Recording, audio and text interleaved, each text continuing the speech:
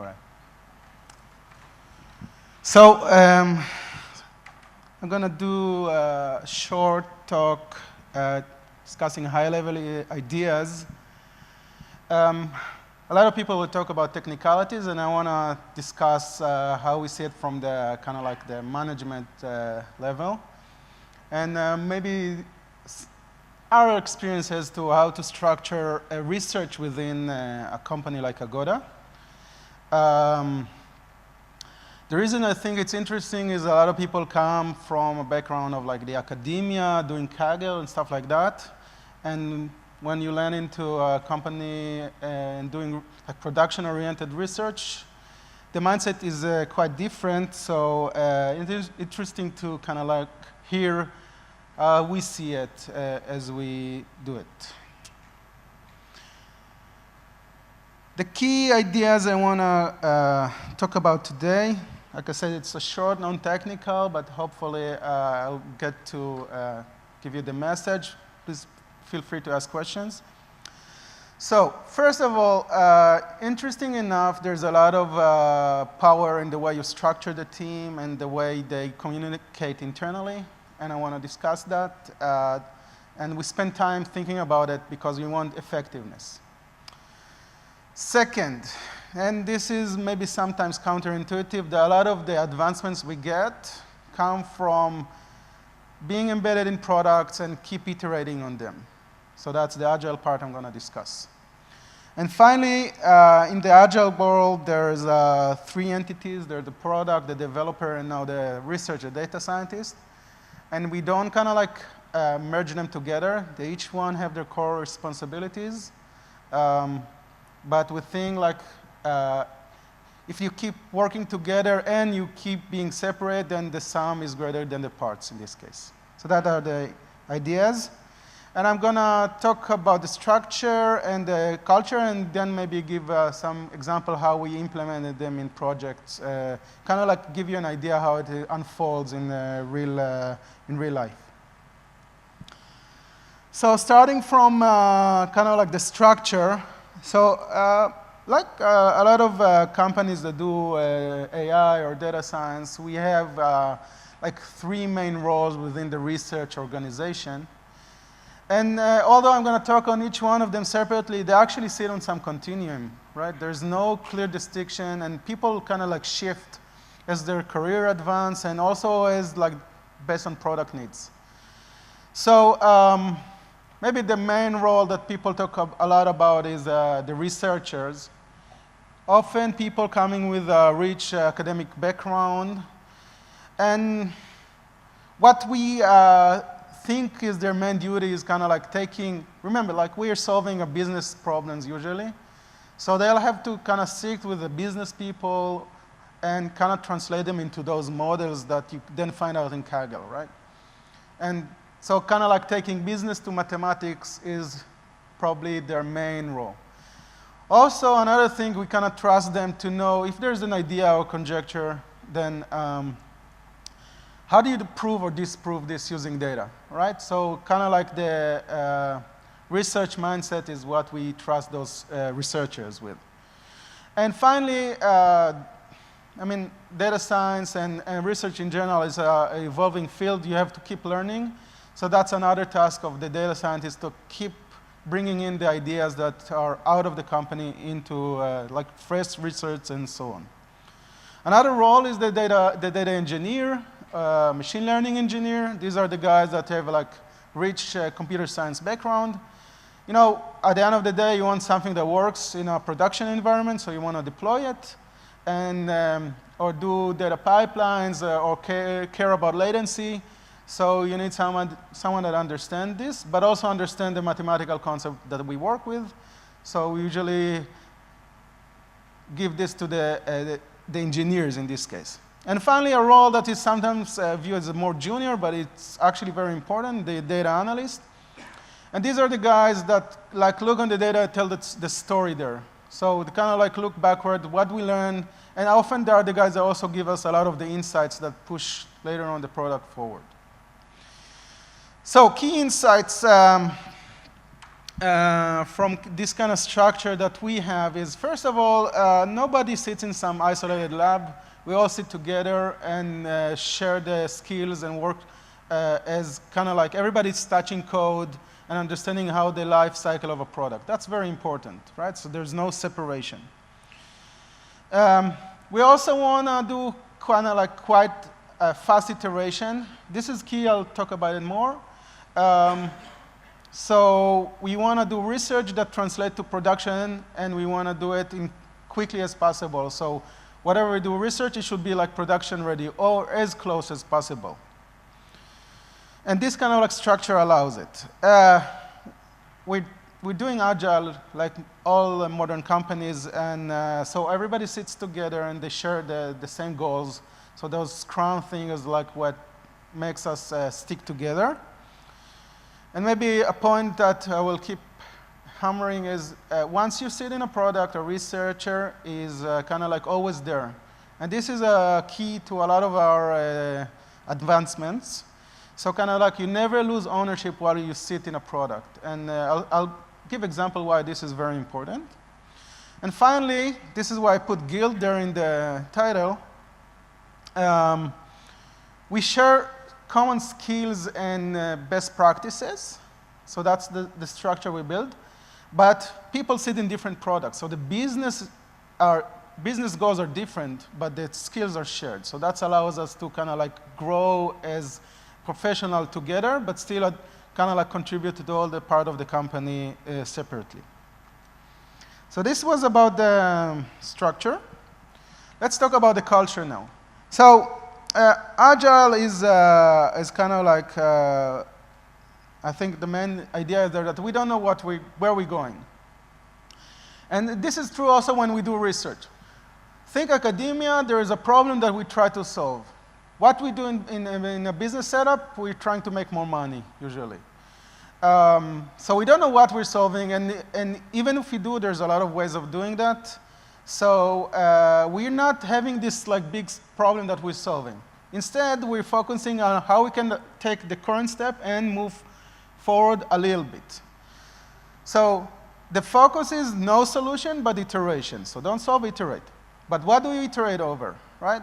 So developers have their own set of things they want to iterate over. For research, it's going to be a lot of different directions. I list some that all come from the stuff that we learned that is important to do research in data science. So you want to iterate on the business problem. I'll show you an example. On the data, sometimes the data, you want to fix how it looks. The way you do validation, the metrics that you use, the way you deploy. All of these, you keep asking yourself, is this the right way? Is this something I can do better? And that's where the iteration coming from. Also, we stress that unlike maybe academia mindset is that we don't strive for the best answer. We want some answer, and we want to test and see if it's effective. And I think I took this phrase from Facebook, that done is better than perfect. This is very important. It's key. You have something that works, put it in production, make sure it's giving value. And last point here, how do you do Agile that is effective? You make sure you're fast enough. So you have an idea, you test it, you see result, you learn from this. So you optimize all the way you do the research. So the offline stuff, yeah, is supposed to be something that you can iterate fast. But if you see something of value, move fast to production. So we run a lot of tests, A/B tests. That's key. That's how we learn. A little bit why it kind of like worked for us historically, so kind of like give you like the background how we evolved to this kind of like culture. So it starts from, you know, we're in a company, there's management, they have to believe in this, otherwise they won't spend the money or the time on, you know, us working on cool stuff that eventually come into products. So we had a management that believe in this. And some of the reason they believe because they saw a success early on, right? Nowadays, if you're just starting out, you can, you know, maybe steal success from other companies, but that's important. They have to believe in it because there not always be going to be advancements. Sometimes it's going to take a while. So we had success, and we started believing that we can do it. So if you think like that, then you evolve into this Agile mode, which eventually we did. Well, also another point that was too advanced our advancement is that we kind of like we're hiring people for their talents. So we had this mode where we said like, let's build a big team and just join it. And this is, I think, key here because we were looking for people that can do stuff and not specific stuff, something that they can be general enough. And then once you have those talents, then you can kind of like put them in where you really need them. Another point I already mentioned, that we make sure there's a separation between data science and product, right? Product is like an entity in the Agile world, and we don't want to transfuse the researcher with the product. Each one has their own core responsibilities. We want them to work together, but not be one, right? If we do that, data scientists will be able to focus on the technology and on the machine learning, which usually product guys are kind of like less in there. They care about how you push a business forward. And finally, a point I mentioned already is you want people be embedded in products for a long time because that's how they generate the insights. And the insights is what really pushes us at the business forward. All right. Yeah, and I mentioned the quick iteration. So let's talk about two examples. Again, I'm not going to talk about a lot of technical details, kind of like see stories as they unfold and kind of give you like realistic time frames as you take something from very basic to very advanced. So a little bit about Agoda, because kind of giving you context on how this project came to be. So we're an e-commerce company. People come to us to book hotels. And we have one product, the hotel. And e-commerce always thinks as like a funnel. User come in, we give them the best content we can, and then we maybe try to keep them coming over again. So that's like the e-commerce funnel I just drew there in the middle. And what brings them there in is either they know us, so they'll come direct, or they're just looking for travel in this case, and they'll be in Google or elsewhere, and we want to put our ads there. So that would be we call it the bidding because we kind of like post our ads and we bid on them in Google, in this example. And so I'll talk a little bit of one part of this project. And then once they're in, we want to give them the best contents. And they're searching for travel, right? So they'll give us some input, and we have to show them a list of hotels, and they have to pick. So we want this kind of like ranking of hotels to be relevant, all right? So these are the two products within Agoda. I'm going to kind of like walk along. All right, so I'm starting from the hotel ranking. So right on the top there, you see how long it took us to go from the basic to the advanced. It takes 3 years. That's a long time, right? How do you do that? So like I said, management believes, right? So we have the buy-in. So you there, you can keep trying until we see some advancement. So it all started like 3 years ago. We had a system very convoluted. We didn't have any machine learning in there, but we said like, let's give it a try and do some machine learning. And a good machine learning project always starts from some baseline, and we came up with a baseline that was as good as what we had already, but much simpler. We said, okay, that's a good start. All right. And as you work on a project, you bring ideas that you already have, right? That's the iterations that you do. So in our case, we were doing those bidding systems. That was like our core product is machine learning there in Agoda at the beginning. So that's how we kind of like tried solving the problem of how you rank hotels. Basically, put the hotels that if someone click on them in the ranking, the most odds of them actually booking. That was our thinking. As we're trying to formulate this mathematically, it became very hard, and the technology wasn't ready for us to really solve this problem. So essentially, we failed. Well, we were there, and we kept iterating. And at some point, we had a realization that what we really want to do is actually help people find what they're looking for. So we want them to discover content and not kind of like optimize the clicking on the site. And then once we had this realization, we also changed the metrics that we saw. I wrote IR metric, information retrieval. So we were measuring how fast they find whatever they're looking for. And once we did this brought us to the first model that was actually a success. Right? So this is how I say we're iterating, and then we're generating insights, and from that insight, we can make a winning model. Right? This is how it unfolds. All right.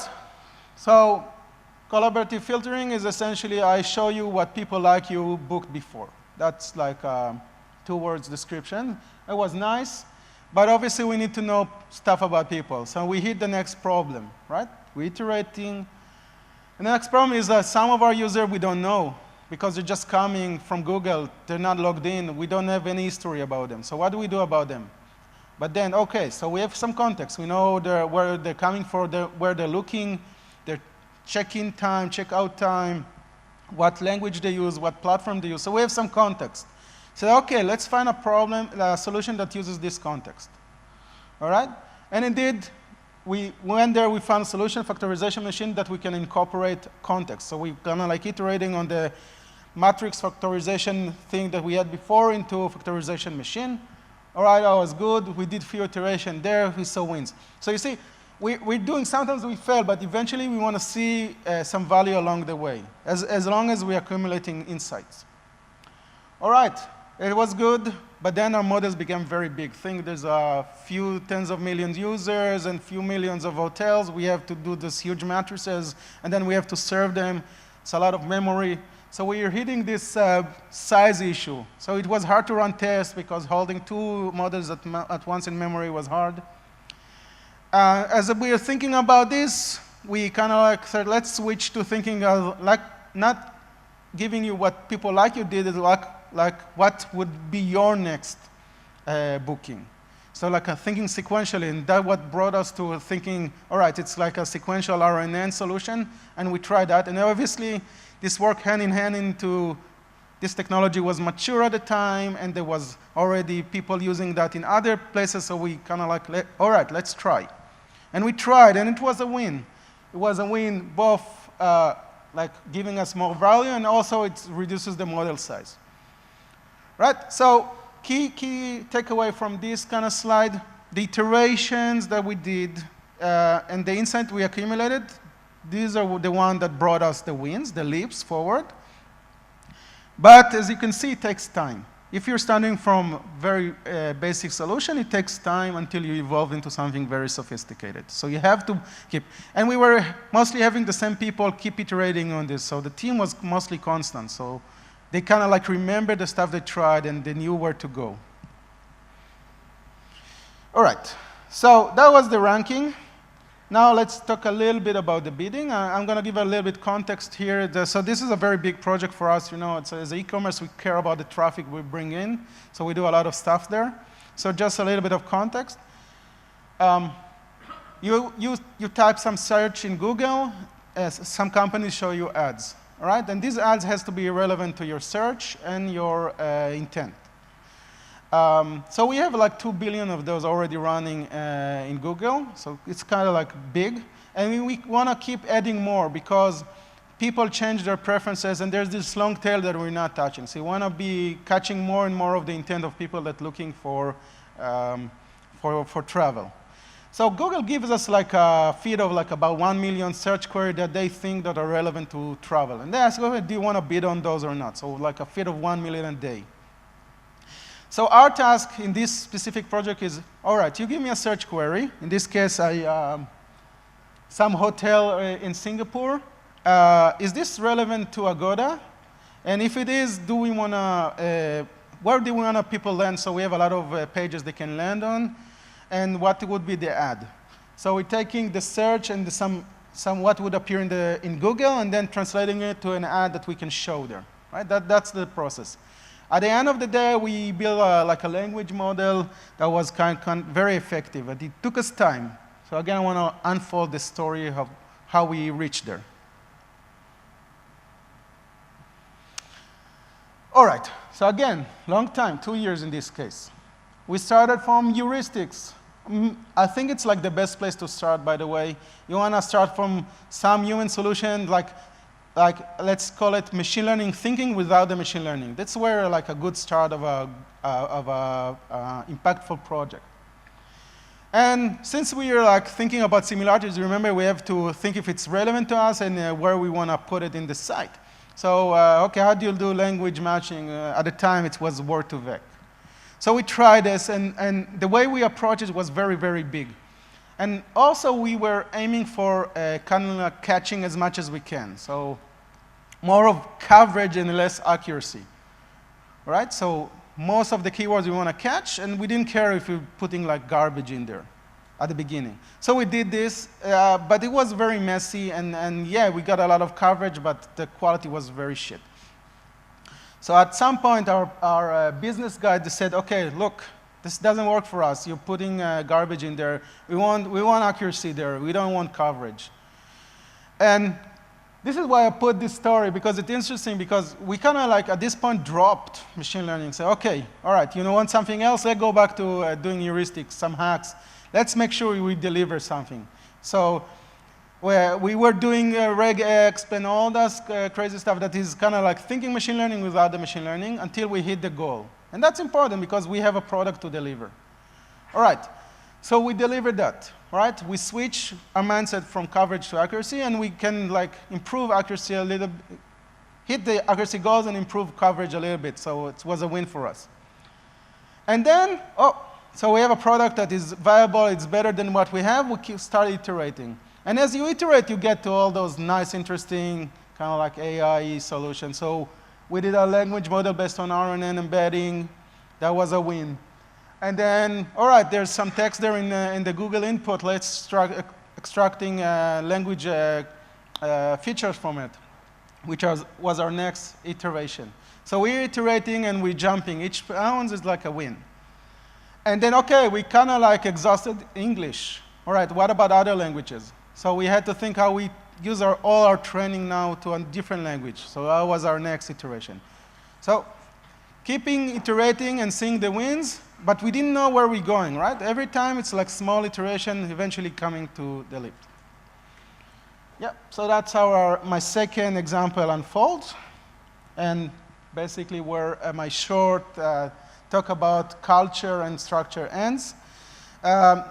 So I mentioned how the structure and culture work together to bring you value. I told you how when you own a project and you stay long enough and you keep iterating in a testable manner, you see the leaps. And how working product, research, and development together is what makes the sum greater than parts. Thank you. Questions?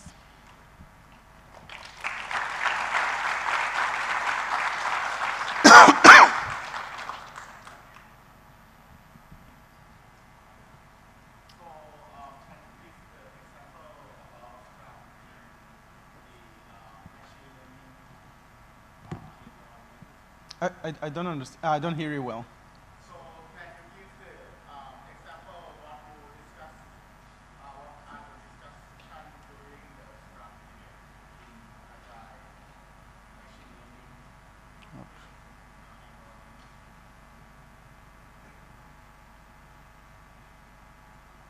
You mean this one? When I mentioned the work in Scrum product teams, this one? What do you want to ask about it? For developer, like we plan like what are we going to do together, what is the milestone? But I have never like Scrum in the AI tool before, so like what to guide discussion or like. I'm not sure I'm answering exactly what you're asking, but the reason Scrum is effective is like you put everybody together. And you have some board, like we use Jira, other companies use different tools. And everybody sees the stories. And it's everybody's shared responsibility to push them. And also, very importantly, everybody should be kind of like prioritizing together. So that's why it makes Scrums very effective, because everybody is kind of like aligned toward the same goals. So we have the same Scrum goals, right? And we see how we move, and if we have an insights, everybody share that. That's why it's effective, right? It's like the prioritization thing, how do you prioritize dev stories and data science stories? That's a little bit tricky. I have a solution, we can talk offline. But yeah, but you have to kind of like solve this to make it effective. Yeah. Thank you.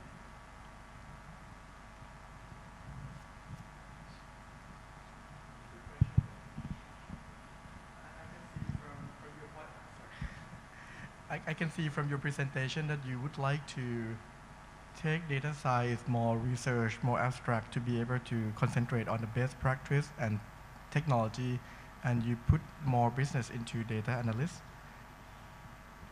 Do you have any comment like pro and con of this? Because some organization, and I also see they want data science to also be involved with the business so that they know what business actually really, what is the business of our company. And when they ever do using any best technology, they know why they use that to serve the business. Okay, so first of all, I don't think of those as like fully separated. There's a continuum, right? Everybody does everybody, like, but we still have some core responsibilities. But I think the distinction point, in my opinion anyway, is one is focusing on the predictive side, one on the descriptive side. So there you have the task of telling the story, what's going on, understanding, all right, it's like you build those machines, right? They have the health issues, data shift. So somebody has to, be there and then understand how they work, like really understand a story. I think it's like the right word. Data scientists on the other side, okay, we have a task to looking forward, so use the data, right? So in linear regression, so we have the line, the model. They will take an unknown x and give you the y, and data analysts will look if the line is going up or down. That's kind of like the distinction in my view. Thank you.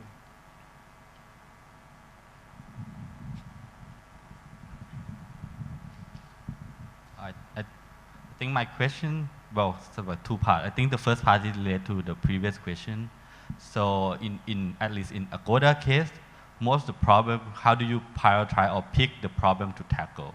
This is mostly come from the data analyst and the business side, or some problem that initiated from the researcher or data scientist. All right. And I think that the second part is that since at least in your setting, is it ever an issue of like if when you use machine learning, let's say like deep learning, that you cannot really explain like it's not like linear regression, right? You cannot explain the beta. Is it ever a problem in terms of in your business like that the business people would kind of question All right. the So legitimacy of the model? let me answer both. So first one, who generate ideas? In a healthy team, everybody. It's not just the product, not the data science. Everybody generate ideas, right? So that's crucial. Like that's like a sign of a healthy team, that you don't have just anyone there like understanding the business and generating ideas. Sometimes it's hard to get there, right? But definitely that's what you want to do. So I think like if you're just starting out a team, then mostly the product will generate the ideas, because it's a lot of the time they want the initiating products. But as the team mature, everybody will share this. Okay. And how do you prioritize? So this already came up. Essentially, my answer is this: divide impact by effort. All right? And you can do this very easily. Just give a scale 0 to 10 and on each one and divide, and you have a number. And you can do this with data science, devs, and everything. And the rationale here is that you want to optimize for as much impact for effort unit in a way. So that's how I think like my answer is to how do you prioritize different stories and different ideas. Obviously, when the team just starting out, you don't know how to kind of estimate those. But again, a sign of maturity that you learn to do this with experience. What was the second question? I think the explainable ability of the model, right? So this is, it's an issue. A lot of companies have it. Some companies decide not to use any advanced technologies because of that, because they cannot unbox the black box, right? So we try to do it. It's not always perfect, but I would say that some of the analyst task is to understand what we're doing, in a way also unboxing the box.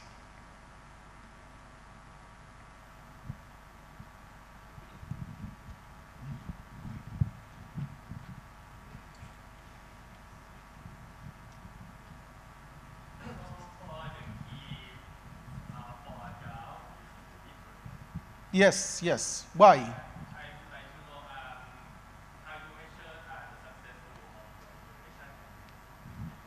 So as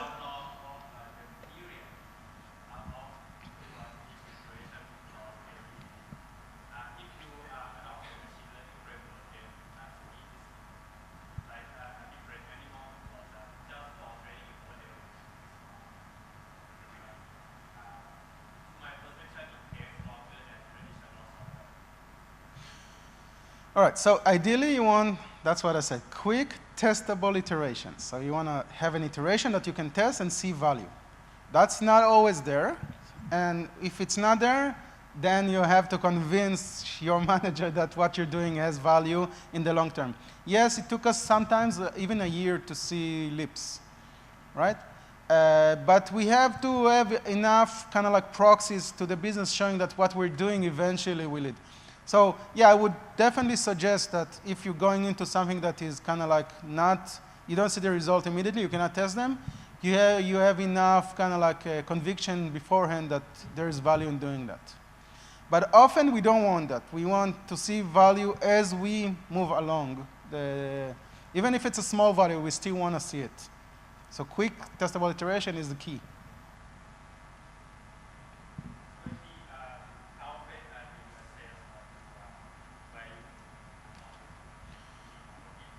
All right, so it's very project dependent, but ideally, like if you have a 2 weeks Scrum, you want to launch a test every 2 weeks.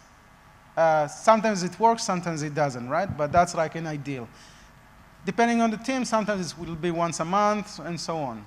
But if you're convinced that your like offline evaluation framework is good enough and it's a good proxy to the online, and this is something you should be one of the goals there anyway. But if you're convinced you have a good kind of like laboratory offline, then you can do your iteration offline and see value there already. And then maybe prove later on that they are actually working. Because sometimes small changes you have to accumulate them before you can actually test them. So this happens, obviously.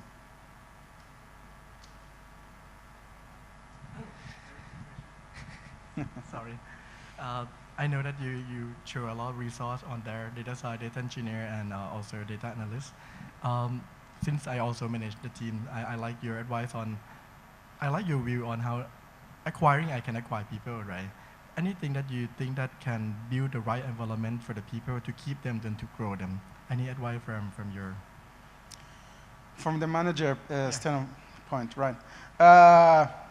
Yeah, so I think Google has it anyways, and we also have this kind of like culture where it's important to keep learning.